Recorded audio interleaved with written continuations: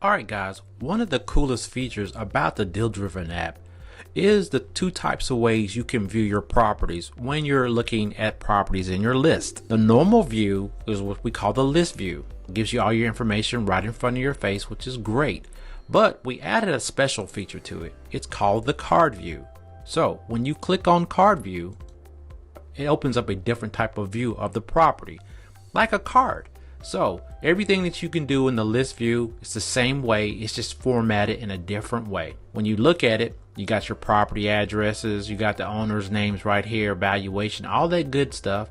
But then you can also do your skip tracing right here, direct mail, which is right here. Also add notes and start your virtual street view. If you don't have the Google Street Views automatically enabled, when you look at a list, it'll look something like this.